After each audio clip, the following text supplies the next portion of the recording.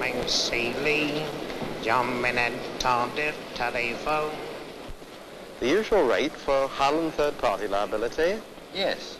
And £2,700 value. I bet the chap. I'm sure he's a good sailor.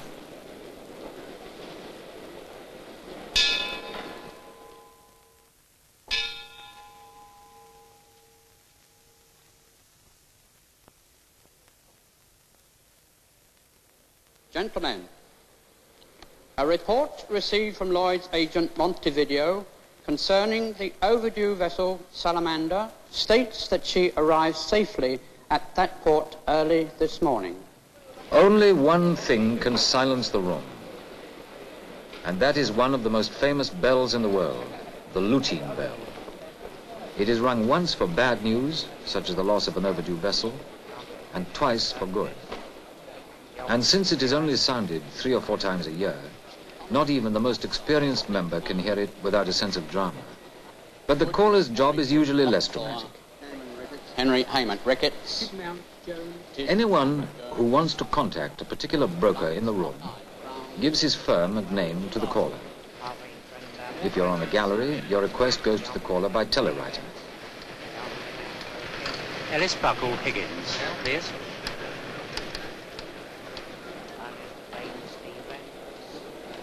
John Baring Keeling, Lambert Innocenti, Ellis Buckle Higgins, Thomas Brooks Wilding. Excuse me, Fred, my name's just gone. Bye. The broker merely goes to the nearest of 70 special dials and dials his personal code number, followed by the number of the box where he can be found. The code number is automatically translated into his name, which appears with a box number on the indicator boards. John Stewart Mortimer, Lamwell's Gibbs, Rain Brothers Dix, John Minette. Fred, I've had a word with 1 or 2 underwriters, and they agree to follow you at 1%. All right, then. I'll lead it off with 200,000. Jolly good. Thank you. Sedgwick Collins Powell, Price Falls Black Shields, Fred Hall Yates, John Minette Cheney, Roger Locke, Robert Locke. The committee room at Lloyd's is the most beautiful room in the whole of the new building. It was adapted from the original Adam Great Room of Bowood House, Wiltshire, the property of the Marquis of Lansdowne.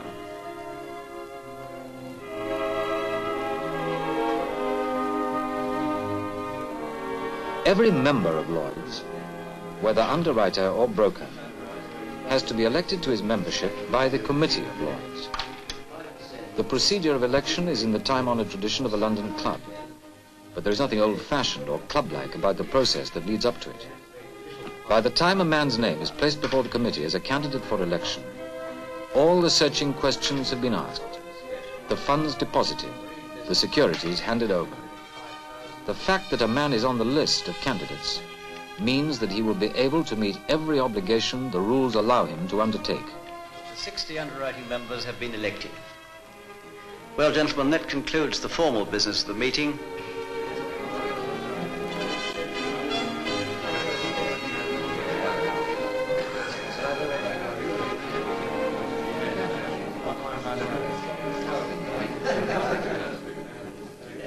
Not all of those elected as underwriting members will actually work in the room. The great majority of them will never write a line. They will be names, members of syndicates for whom the active underwriters will sign slips. For every single member of a syndicate, and some of them run into hundreds of names, must himself be an elected member of Lloyd's, with all the carefully ascertained security and reliability the phrase implies. One more link with the coffeehouse days, when underwriters, brokers, and master mariners sat at the same table. The members' restaurant is still called the Captain's Room.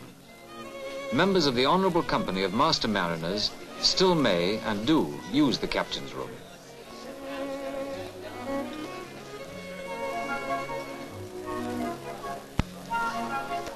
Pick out any 2 or 3 of these men at random, and you will find that in one way or another, their interests circle the globe, and Lloyd's eyes and ears are everywhere. to Lloyd's, London. San Francisco arrival, 17th April. President Van Buren from Honolulu. Keystone Mariner from Yokohama. Flying Gold from Puerto Rico.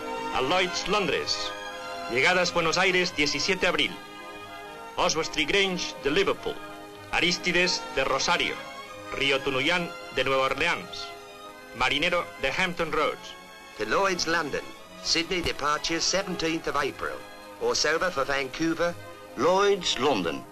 Rotterdam, vertrek 17 april. Noors Commander naar Hamburg. Tarragona naar Barcelona via Antwerpen. Anglia naar Bremen. Gitte Toolstrop. Lloyd's eyes and ears are the Lloyd's agents scattered round the world. A typical Lloyd's agent is normally, like this, a well-known local firm.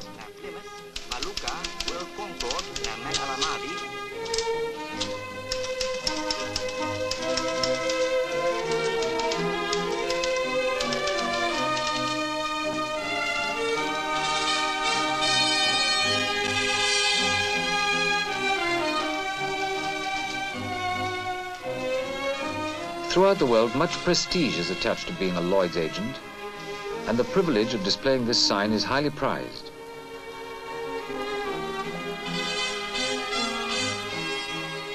Basically, the function of a Lloyd's agent is to be a source of shipping intelligence for Lloyd's of London. But they have other functions too. For example, a cargo arrives damaged, and there is likely to be a claim on underwriters.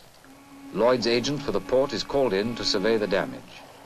His survey is expected to be, and is, impartial, and is respected by all sides.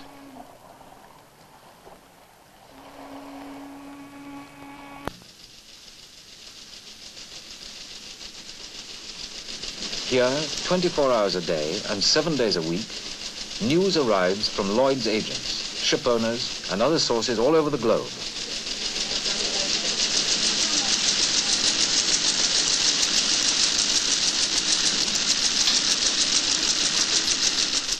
All these facts are passed to the Shipping Editors Department, which publishes the second oldest daily newspaper in London, Lloyd's List.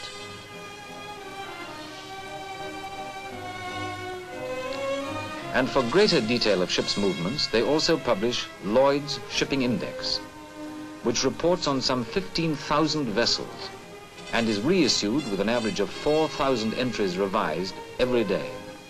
But not all Lloyd's information comes from the agents or ship owners.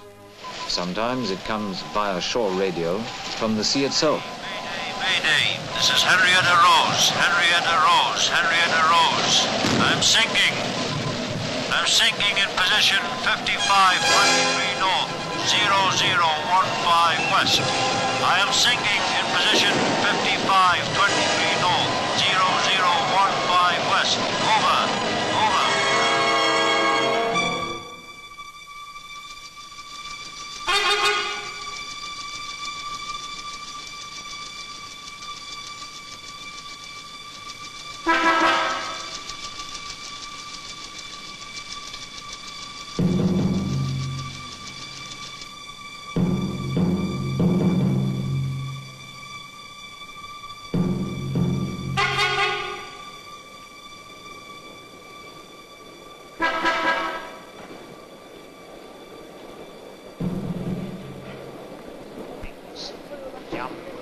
Upstairs on the non-marine floor, our Australian bridge slip is nearing completion. I've already checked on the flood situation, and I think it's pretty slight. How much to finish? 25,000. I'll write you 25. Jolly good. Yates, John Minette Cheney, Robert Long. The slip is now complete. It is not yet a policy, which is a much more detailed document and is drawn up by the broker. But the policy and the slip have to be checked against each other to make sure they correspond. This is done in Lloyd's policy signing office by experts who can recognize at a glance the initials of hundreds of different underwriters and who know exactly what every abbreviation on the slip means. Hundreds of underwriters, hundreds of brokers, and thousands of transactions between them in every possible permutation and combination. A total premium income in the region of £300 million a year. When a policy has been fully checked, it receives the Lloyd's seal, and it is then a valid Lloyd's policy, a document tailor-made for today's needs, but with the backing and authority of 300 years of tradition, summed up in a seal. Our bridge builders can concentrate on their buildings in the knowledge of security.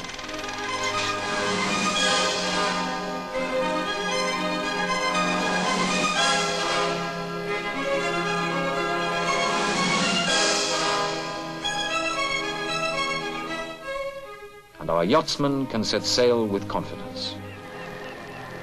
Prepare to hoist the mainsail. Aye, aye, sir. Aye, aye, sir.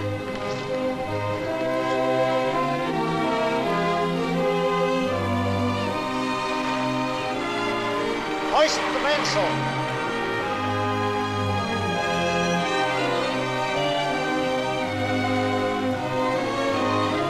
Little ships, great bridges, ocean liners, aircraft, motor cars, almost every kind of risk is handled by the men in this room. Individually, they are underwriters and brokers. Collectively, they are Lloyds of London.